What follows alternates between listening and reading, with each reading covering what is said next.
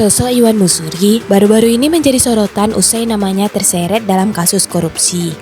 Suami Maya Estianty itu diperiksa sebagai saksi kasus dugaan penerimaan gratifikasi tindak pidana pencucian uang mantan Kepala Bea Cukai Yogyakarta Eko Darmanto.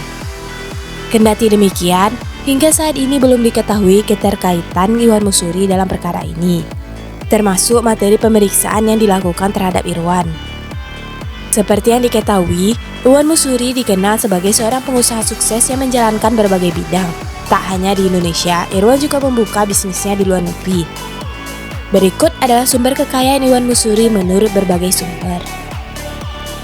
Yang pertama, CEO Time International. Iwan Mansuri saat ini merupakan CEO sekaligus Presiden Direktur PT Tamerindo Perkasa Internasional. Diketahui, Time International sendiri sudah membuka cabang sebanyak 92 toko di Indonesia. Usaha jam tangan tersebut telah dibangun orang tua Iwan Mansuri semenjak tahun 1978. Awalnya, usaha jam tangan ini hanya melayani service center dan distributor grosir. Sejak 1984, mereka bekerja sama dengan Timepiece dan Gucci. Hingga akhirnya, bisnis jam tangan ini mulai berkembang. Irwan telah memperkenalkan sejumlah jam tangan mewah, sebut saja Chanel, Fendi, Berluti, Rolex, Cartier, Chopard, dan Tudor. 2. Fashion. Sumber kekayaan Iwan Mansuri selanjutnya adalah bidang fashion. Dia memiliki 2 perusahaan yaitu Urban Icon dan Project X. Bisnis ini menjual berbagai macam produk fashion dari brand-brand terkenal seperti Emporio Armani, Fossil, Apple, Samsung Watch, dan The Best Skin.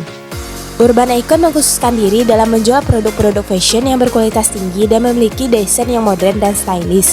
Sedangkan Project X lebih fokus pada produk-produk aksesoris seperti jam tangan dan tas yang dapat digunakan untuk berbagai macam kesempatan.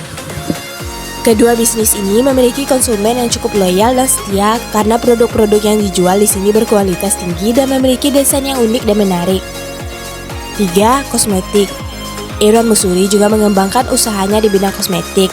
Dia mendatangkan sejumlah kosmetik asal Korea Selatan, yakni Laneige dan Innisfree.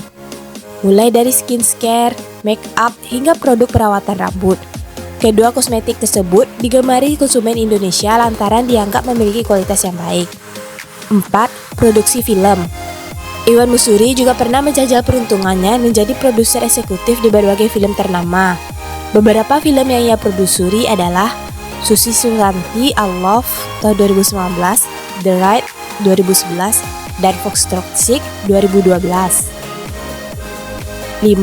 Kuliner. Iwan Mansuri menjalankan bisnis makanan asal Korea. Salah satunya produk yang dikeluarkannya adalah Sweet Monster Popcorn yang kini telah memiliki cabang di Singapura, Hong Kong, dan Tiongkok. Popcorn Sweet Monster merupakan produk yang unik dan menyegarkan di pasaran.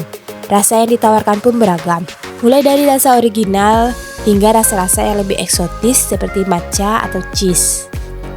6. Bisnis tas dan sepatu. Sumber kekayaan lain yang dimiliki oleh Iwan Mansuri adalah bisnis tas dan sepatu yang berasal dari brand ternama seperti Fendi, Valentino, dan Chanel. 7. Bisnis properti.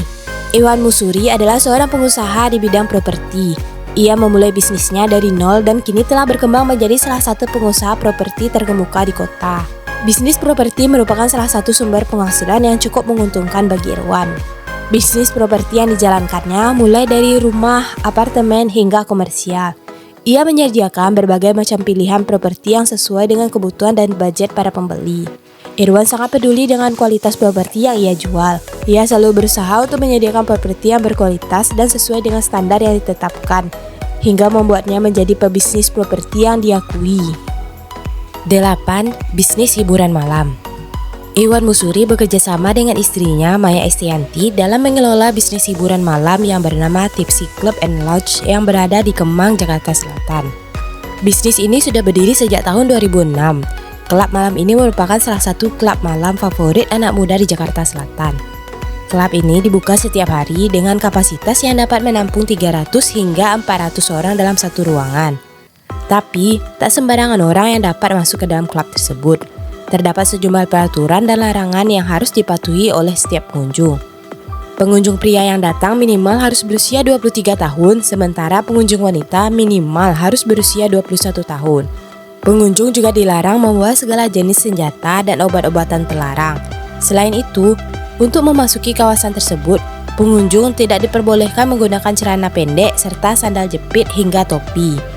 Tempat tersebut sempat berpindah lokasi dan berganti nama, namun tetap eksis hingga saat ini.